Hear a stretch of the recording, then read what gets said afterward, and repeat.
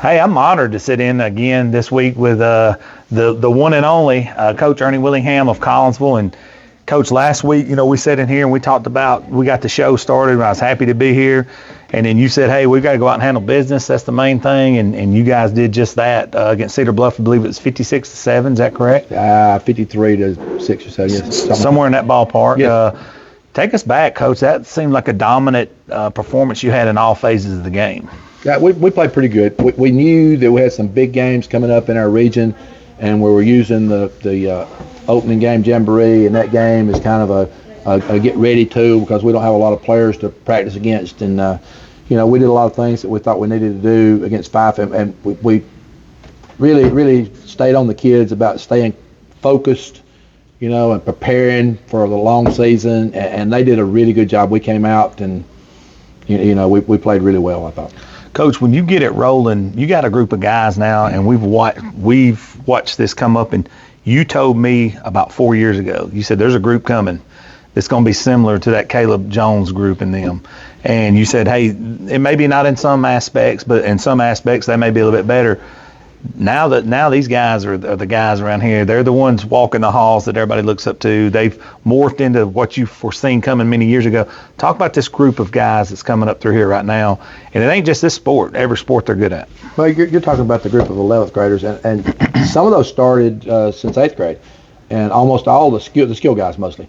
And the skill guys, and all of them started 9th grade and 10th grade. And this year they're 11th graders and got a lot of experience, and they put on about 10 extra pounds since last year, and can run a step faster, and we're pretty blessed to have those guys. Having them play each and every sport together too, and then when they're not playing sports, not working out, not up here at the school, these guys hang out together. Talk about the brotherhood of these guys. Well, their parents are friends, and some of them play together, and they all went to school here, and that makes a lot of difference too. We've got legacy players, and their parents played here, and their grandparents parents played here, and it means something to them. Yeah, absolutely. And they've been around me since I was coaching here before. They were little kids running around as managers. And I've been to their peewee games because my grandson's one of them. Right. Yeah. And I've been going to their peewee games, so I've been around their folks, and it matters to them. And when it matters to you, you try a little harder, and things are, it's pretty good because of that. No, ain't no doubt. And you mentioned Mason, your grandson, McAteer, but he's an incredible player. He's a very good leader. Most importantly, he's a good human. He's a good young man. I never hear anything bad about him. It's always positive, whether it be in the classroom, whether it be on the football field, baseball diamond, whatever it is.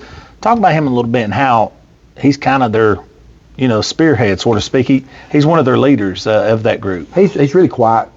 Okay, so some people would say he's not much of a leader, but they look to him.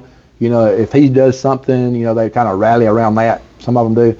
But all those guys are really, really good at what they do, and we've got a good mix of running back types, and we added a 10th grader with that bunch this year, a Johnson kid that's really fit in there with them as far as the skill guys go, and a couple of 9th graders in there too. But that's a good bunch, and they feed off each other. It's not just him, but all those guys, and they like each other. They hang out together on the weekends, and they talk at night, and they're like I said, their parents talk, and their parents are really good supporters, and so it's like the Band of Brothers. Yeah, they are. The movie or the show. It's a really good situation for them. Yeah, no doubt. Coach, let's talk about this week game, and don't get any bigger. I mean, you got a perennial power in Fife, and I know you and Coach are really good friends and been friends for years and years, but when you turn on the tape and see Fife, look different faces, but same mantra, same mentality.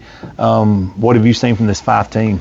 They lost 3 really, really good players, and everybody kept saying they were going to be down. They lost the best running back in the state in any class. They lost the best linebacker in the class in any class, and they lost the best lineman. The Wilkes kid, the Hicks kid, and the Anderson kid, they were as good as anybody anywhere in the state of Alabama. They lost them, and everybody said, well, they're going to be down, they're going to be down, they're going to be down. And obviously, it's hard to replace guys like that. But that wasn't all they had. Their running back, the Gibson kid, for example, this week against Pisgah, who was the number 1 ranked team in 2A going in, he ran the ball 19 times for 375 yards and 7 touchdowns. Okay, and so they lost the best running back in Alabama, and they replaced him with that. Yeah. You know, and the lineman, the Wilkes kid, you know, everybody talks about him being, you know, unreplaceable. They got two.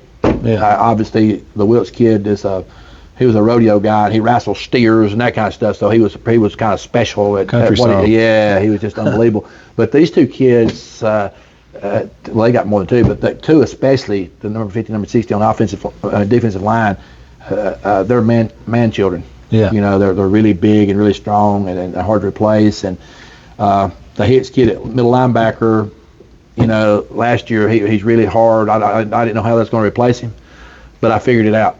They've got four, you know, that don't play anywhere but middle linebacker. Well, the Gibson kid's one of them, the running back. He plays middle linebacker too. But they number 22, number 6, number 8, number 7. Those guys, I'm not going to name their names. I know most of them, but they are really, really good players. So they replaced the one with 4, you know, and secondary is really athletic. And then they scored every time they had it against Pisgah. Which is saying something. Every time they had it. I seen in that game, and I seen the score, and I kept seeing it pop up, and it changed. I was like, man, I didn't know what they had offense. I didn't get to see the game. We had somebody else there for us. Lila was there shooting the game, but I was like, man, they seemed like they scored on every possession. They did. They had it 4 times in the first half, and Pisgah had it 5. Pisgah scored 4 and turned it over, fumble once. 5 had it. Pisgah had it 5. 5 had it 4. They scored every time. Okay, and it's 29-28. 5 at halftime, and Pisgah is just as good as them in the first half. And in the second half, it could have probably been 5,000 to nothing. They just kind of took control of it. They just didn't relentless. They just keep coming at you. And we know that. I mean, we've played them every year, and you know, and hopefully we can hold up to that barrage that they put out. Pisgah did a good job the first half, and we got to do a good job for 4 quarters. Yeah, Coach, when you play a Coach Benefield coach team, they seem to be in the right place, the right time. You have to do something to beat them. They're not going to beat themselves. Talk about that and how this experienced team you have. You know, these guys you can coach them up all you want, but they got to get out there and execute. It's a lot of factors come in when you play a team like that. You got to play at your peak because the way you know what they're going to do. Yeah, and we kind of know what we got to do. You know, we moved the ball around them against them a good bit last year, and I think there's some ways that we can hurt them a little bit. You know, but we got to get off the field. We got to get them off the field on offense. See, they scored every time against Pisgah, and Pisgah's a really big and good team. And you know, I thought we did a great job of stopping their run last year. Yeah, you know, they had one long drive the whole game, right. One long drive, and they broke a long run, and they threw 4 touchdown passes. You know, everybody says 5 can't pass. You know, that's bull crap. Stop them running. Nobody. The reason they can't pass, all those people say they can't stop them, that they don't have to. They can't throw is because they've never stopped them running. Yeah, they don't have to pass. No, they didn't have to. So, and we didn't stop them, but we did a really good job, I thought, against their run last year. And yes, they can pass. Yeah, when you play 5, and those who watch football, and then there's some who really watch football and dive in, how important is first down and keeping them behind them? You can't get behind the chains. Well, first down, no, we can't, especially because they really run to the ball good, and so do we. You know, we run to the ball good. We got fast linebackers and a talented secondary, and we played 3. We played 3-4, 3-5, but a 3 front on defense. So we had 3 linemen in the game all the time, and we played 9. You know, so we played 3, 3, and 3. We play them in 3s. Gotcha. So those guys stay pretty fresh, and then we got 4 linebackers that are as good. Maybe not better, you know, but they're as good as any linebackers I've ever had. Yeah. You know, and the secondary is the same guys that, you know, play receiver and quarterback, running back stuff on offense. So they double duty there, but you know, they're athletic enough, and it's just a matter of us getting the job done. Execution line. Yeah. Well, Coach, before we shut this one down, I always like to kick it back to the coach for final thoughts of this upcoming week. Could be anything program related. Nothing. Just come out to 5. You know, we've played 5 several big games in the last few years. You know, and the crowd helps. You know, the more people we have there, the kids feed off of that a little bit, and we're going to need every ounce of adrenaline they can get. And if you can boost them up just a little bit, you know, that might be the one that makes a difference. That's it. Well, Coach, I appreciate you sitting in with us, man. I know this whole entire county will probably be at that game. That's a huge game for you guys and for them. And man, to think that the region play is already starting, that's insane as well. So this is a huge game for both programs. Yeah, time flies. It does. Let's go. Thank you, Coach.